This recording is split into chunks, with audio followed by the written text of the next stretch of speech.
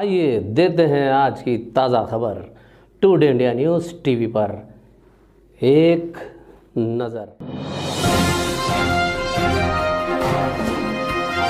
से बधाई देते हुए अपनी वाणी को विराम करता हूं। बहुत बहुत धन्यवाद। रेलवे बजट जब मंत्री जी ने पेश किया था उसके बाद कुछ लोगों ने इसकी प्रशंसा की थी और कुछ ने इसकी नाराज़गी जताई थी। मैं मंत्री जी आपको बताना चाहता हूं कि मराठवाड़ा के प्रमुख अखबारों की सुर्खियां आपके बजट को लेकर क्या थी। तो एक बड़ा अखबार है, उसने लिखा था रेल्वेच्या अर्थसंकल्पाकडून निराशा।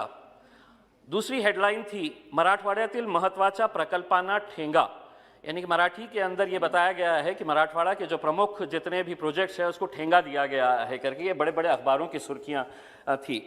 उसी दिन साउथ सेंट्रल रेलवे के अधिकारियों ने बड़ी खुशी जाहिर की थी और ये कहा था कि साउथ सेंट्रल रेलवे को बहुत पैसा दिया गया है।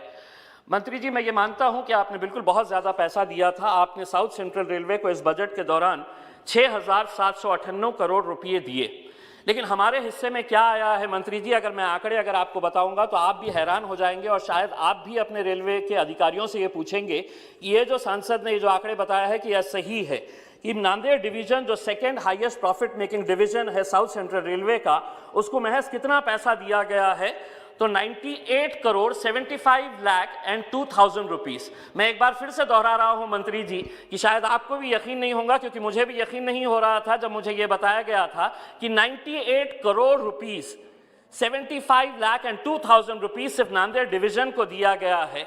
और ये कितना होता है टोटल बजट का?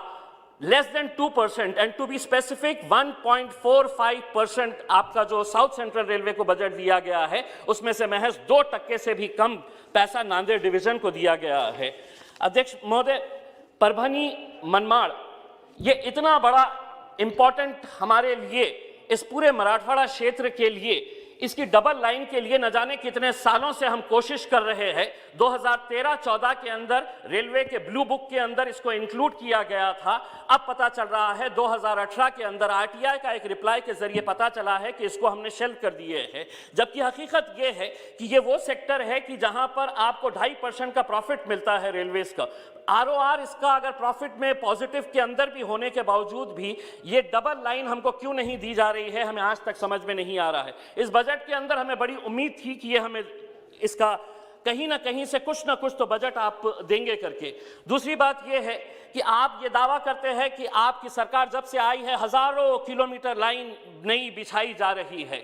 औरंगाबाद से 40 गांव महज 88 किलोमीटर्स का है।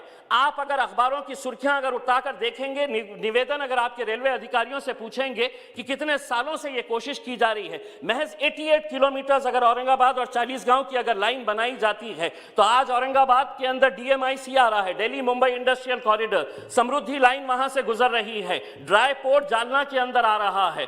तो फ्रीट का कितना बड़ा आपको एक बिजनेस वहां से मिलने वाला है, लेकिन 88 किलोमीटर्स महज आप ये लाइन हमको सैंक्शन नहीं कर रहे हैं। तीसरी बात यह है कि हम औरंगाबाद को मॉडल रेलवे स्टेशन के लिए आपने अप्रूव किया था। आज 5 सालों से रेलवे अधिकारी कहते हैं कि अब शुरू होने वाला है, अब टेंडर निकलने वाला है। हम इसका स्टेटस क्या है यह आपसे जानना चाहते हैं। मंत्री जी, हम आपको यह बताना चाहते हैं कि अगर हर फैसला, अगर आप आरओआर रेट, आपका आरओआर के हिसाब से अगर आप लेंगे तो मराठवाड़ा को कभी भी इंसाफ नहीं मिलने वाला है, क्योंकि मराठवाड़ा एक ऐसा क्षेत्र है जो पिछड़ा है। और अगर आप हर चीज अगर फायदे और नुकसान के हिसाब से देखेंगे तो ये पिछड़े एरिया जो है ये कब आगे बढ़ेंगे, कब तरक्की के अंदर आएंगे और कब आपके नारे के अंदर शामिल हो जाएंगे कि हम आपका सबका साथ और सबका विकास कर रहे हैं। एक तो ये है कि औरंगाबाद को नई रेलवे लाइन मिलती नहीं है। बड़ी मेहनतों के बाद 11 साल के बाद एक रेल सैंक्शन की गई थी, एक रेल जो औरंगाबाद से होकर गुजर रही थी, जो कोल्हापुर धनबाद, ये यहाँ के मराठवाड़ा के जैन समाज के लोग थे। 11 साल तक लगातार मेहनत किए कि ये रेल औरंगाबाद से होकर गुजरे ताकि उनके तीर्थ स्थान जो है झारखंड से जोड़े जा सके। साथ ही साथ बुद्धिस्ट और हिंदू भाइयों के लिए भी ये बहुत बड़ी धार्मिक स्थलों को जोड़कर जाने वाली ट्रेनें थी। लेकिन हुआ ये है कि अब 19 फरवरी से एक नोटिफिकेशन जारी हुआ है आपके पास से कि औरंगाबाद और जालना इसके बाहर कर दिया जाए, क्योंकि ये हमारे लिए फिजिबल नहीं हो रहा है। हम एक बार फिर से आपको ये कहना चाह रहे हैं, ये पिछड़े इलाके हैं।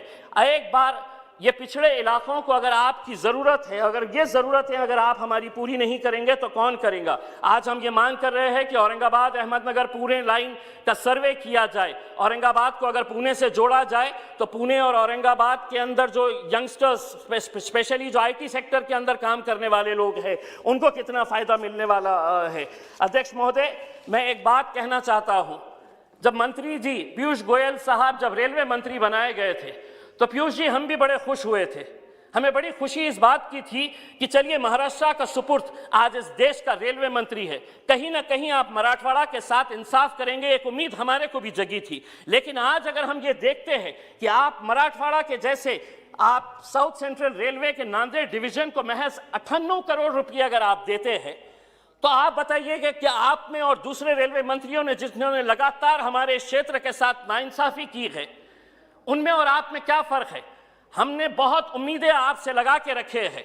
हम तो ये कहते हैं कि पीयूष गोयल जी है तो मुमकिन है, लेकिन ये मुमकिन क्यों नहीं हो रहा है कि आप सबको बांट रहे हैं और हमें नजरअंदाज कर रहे हैं? पीयूष जी, मैं आपसे हाथ जोड़कर विनती करता हूं, बहुत सारे मुद्दे हैं, हमारी बहुत बड़ी बड़ी मांगे नहीं है, लेकिन जो मांगों के लिए पिछले 10, 15, 20 सालों से हम मेहनत कर रहे हैं, रेलवे बोर्ड एक लाइन के अंदर लिख के भेज देता है कि we have shelved this project. क्यों?